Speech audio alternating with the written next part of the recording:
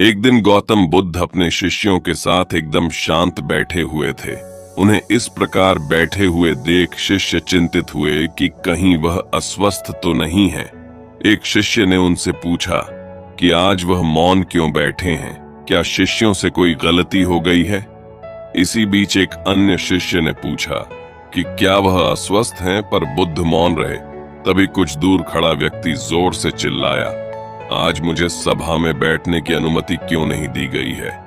बुद्ध आंखें बंद करके ध्यान मग्न हो गए। वह व्यक्ति फिर से चिल्लाया, मुझे प्रवेश की अनुमति क्यों नहीं मिली?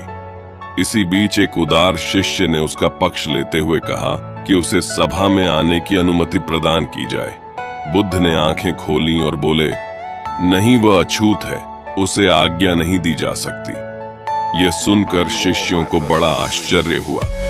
बुद्ध उनके मन का भाव समझ गए और बोले, हाँ, वह अछूत है। इस पर कई शिष्य बोले, हमारे आश्रम में जात पात का कोई भेद ही नहीं, फिर वह अछूत कैसे हो गया? तब बुद्ध ने समझाया, आज वह क्रोधित होकर आया है। क्रोध से जीवन की एकाग्रता भंग होती है। क्रोधी व्यक्ति प्राय मानसिक हिंसा कर बैठता है, इसलिए जब तक वह क्रोध में रहता है तब तक अछूत होता है। इसलिए उसे कुछ समय एकांत में खड़े रहना चाहिए। क्रोधित शिष्य भी बुद्ध की बातें सुन रहा था। पश्चाताप की अग्नि में तप कर वह समझ चुका था कि अहिंसा ही मनुष्य का महान कर्तव्य व परम धर्म है। वह बुद्ध के चरणों में गिर पड़ा और कभी क्रोध न करने का प्रण लिया।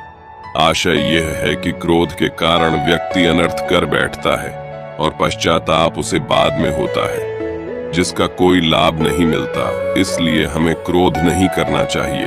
असल मायने में क्रोधित व्यक्ति अछूत हो जाता है और उसे अकेला छोड़ देना चाहिए। क्रोध करने से तन, मन और धन तीनों की हानि होती है। क्रोध से ज्यादा हानिकारक कोई और वस्तु नहीं है।